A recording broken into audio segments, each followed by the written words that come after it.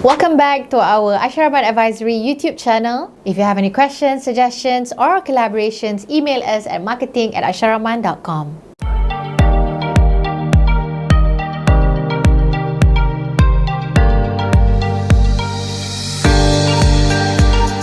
Today I want to talk about, is property a good investment? Now, asking that question is like asking, is your husband good for you? Obviously, he's good for you. So same goes with property. It is a good investment. But should it be the only investment in your portfolio? Let's dissect the advantages and disadvantages of having properties only in your portfolio. Now, there's so many types when it comes to property investment. You've got landed, semi-Ds, condos, apartments, flats, shop houses, shop offices. Which one? Next, you have to look into location. What I've learned in my own personal story and journey in investing in property is that I never did my study, whereby when I bought that property, it was an end lot double-story terrace. I thought that was a big purchase already because it's end lot double-story terrace, right? But I neglected the location. You see, to get a $500,000 property at that price, you have to get it outside of the main Klang Valley area, kan? So in our case, we bought it in Rawang. What I forgot to take note then was, because I bought it when my baby was just born, I didn't factor in the future planning. Meaning, what were my plans when it comes to wanting to send my kids to the school around the community in Rawang? Second, is the environment something I envision myself living in and raising my kids in? And most importantly, was 500,000 a fair price at that point of time when we purchased that property? I forgot to study the other properties within the same area. What were the selling price then?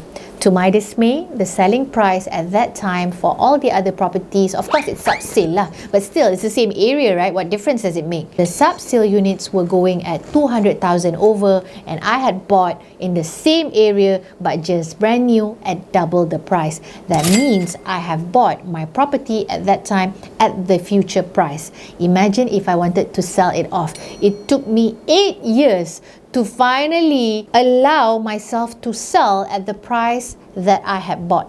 Meaning, the sub-sale were already at almost $500,000. Therefore, the property that I wanted to let go was already more or less at the same price and appreciated a little bit lah. But in the end, I cut it off. So was it the property's mistake? No, it was my mistake. So let's learn from my mistakes. Other than the cost to fill up the house, for example, we wanted to rent it out. So when reality finally hit us, because number one, I didn't see myself staying there. Number two, I don't see myself sending my kids to the education around the area. And number three, I just don't see future lah over there. My husband and I made the decision to never ever want to stay there. We never moved in. We continued renting even until today. That was the biggest mistake that I had made before tying myself down to a 30-year mortgage. Second, of course, is the price, where I had bought at future price instead of surveying sub-sale price. Imagine if I had bought a sub-sale unit, I could definitely mark up my financing and still have, affordability within my means so that I could invest the surplus daripada semua go into the mortgage. I overlook the need to fill and complete the house. For example, since we were not going to stay in the house, we decided to rent it out, and the rent itself couldn't cover the mortgage that we were paying. Our mortgage was around 2005 plus guard and whatnot was slightly more, but our rental that we offered to our tenant was just 1,000 ringgit because that was the price of tenancy within the area. So I was bleeding in losses for almost a decade. Again, it's not the property's fault, it's my fault because I rushed buying into my first ever mortgage. So don't rush when it comes to buying your first property. Really research before you finally tie yourself down to a 30-year mortgage. So when it comes to filling up the house, thank God I tak duduk situ. So all I needed to do was just fill up fans, grills, lights, toilet shower and basic stuff. But basic costed me berapa puluh ribu. Right? So if you're the one staying there, even worse, because you have to buy curtains, furniture, sofa, macam-macam lah. So that was my mistake. I lived with that mistake for almost a decade, and while I was living with that mistake, dah lah rent pun tak boleh cover my mortgage kan? Tak apa. my husband and I and my kids, we continued renting. Now let me talk to you about the beauty of renting. Maybe the beauty of renting, if I were to look back, is my mom had exposed me to renting at an early age because she was a single mother. And I remember we continually moved from house to apartment to landed, macam-macam jenis rumah I dah test, because my mom rented from one place to another till she finally settled down and bought a house in PJ for all of us, alhamdulillah. But the journey of renting from one place to another had exposed me at an early age about what I like or dislike. I remembered when I was much younger, I loved staying in a condo because there was facility, there were friends, there was swimming pool. Then when we were slightly older, I remembered I loved staying in it was a 3-story house we rented, and I loved that unit because I was much older. There was privacy, I could park my car, my friends could come and whatnot. So I think renting had exposed me to the benefit of changing units or changing the place that you stay in as your life stages change. So today, alhamdulillah, I think looking back the last 11 years ever since I've been married to my husband, alhamdulillah, 11 years there can be, we had stayed from a studio to 1-bedded, to 2-bedded, to 3-bedded, and now a corner house, double-story terrace. Kisah apa kalau we're still renting? Because of renting, I can open a business. Because of renting, I can control my cost every month. OPR naik ke turun, it doesn't bother me at all because that's my landlord punya problem, not my problem. Whenever there are issues with the house, all I do is, hello landlord, I need to change this. Can I minus from my rent? And thank God, I have an amazing landlord. Zaman, I'll be renting your house for as long as I can. Thank you for being an amazing landlord from All-Star to All-Star. Sorry to add je punya internal joke. And also renting, some advantages is that finally I am able to design my kids' education plan. And when I say education plan, dia bukan beli takaful ke insurance invest education plan. What I mean by education plan is me and my husband being involved in designing tadika nak hantar kat mana, because my kids go to SJKC. We went viral a couple of months back about sending our kids to SJKC, and if you saw that video, you know how much we spend in nurturing our kids when we groom them dekat fasa tadika. So because we are able to rent in prime areas, right, I am able to then design my kids' education, hantar diorang to good schools in Taman Tun, in Bandar Utama, in Kota Damansara, and then now they go to good schools, SJKC, and at the same time, I am able to furnish, right, and supplement their SJKC education with kafa, with tuition, with kumon and whatnot. All this add-on education, we are only able to do it because we chose to rent in a prime area.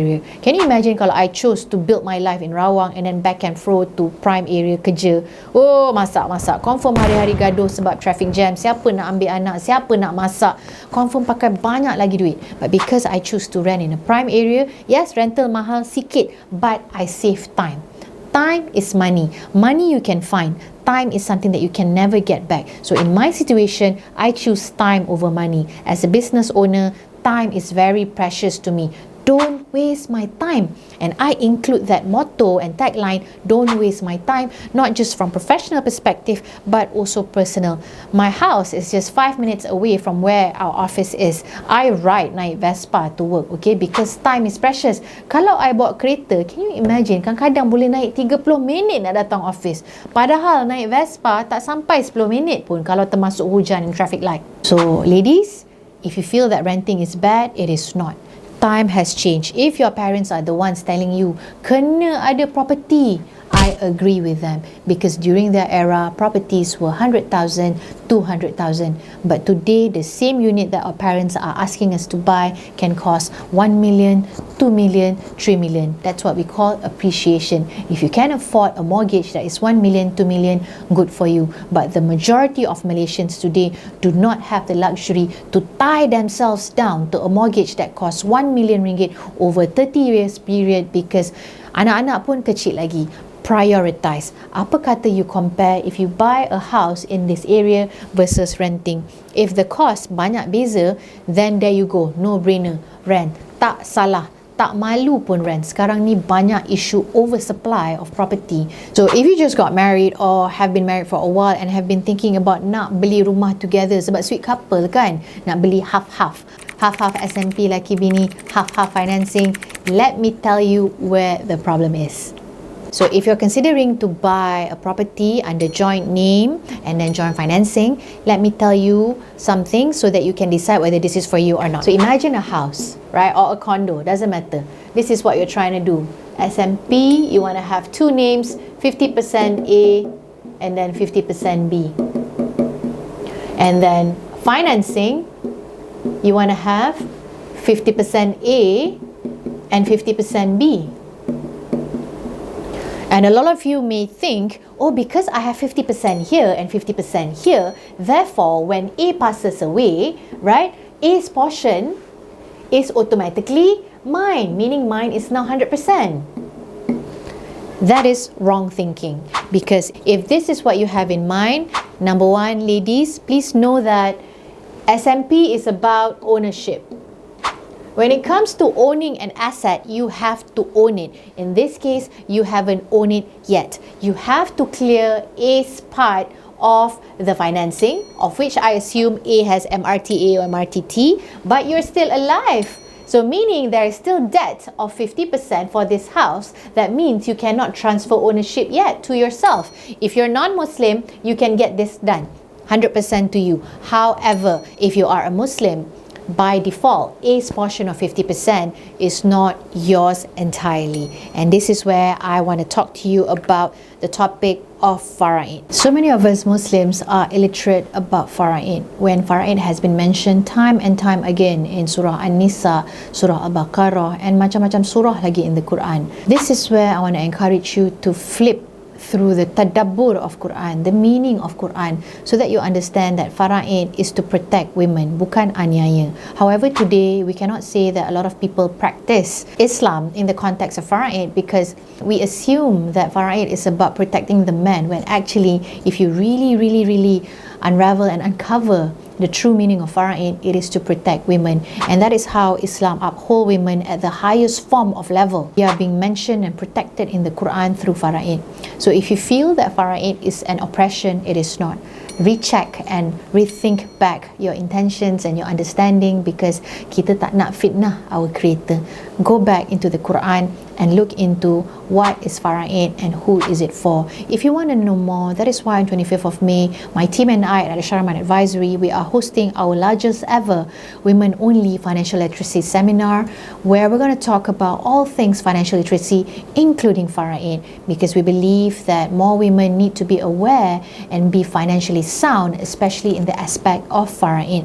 And that is all that we want in this life before we proceed to the hereafter, because life is short. It's going to pass by like a breeze, and the next thing we know, we are already in the hereafter. How prepared are we? Let's begin this difficult conversation now, and don't delegate it to other people, because you got to take charge. Take charge with us this 25th May, where we're still running our buy one free one. Invite your best friend, sister, or someone who means the world to you, someone who wants to invest in themselves. Tickets are now available at womenwealthworkshop.com.my. I really hope to see you there. Let's create a community of women who are financially literate, sound, and secure. Inshallah, see you soon. Register here.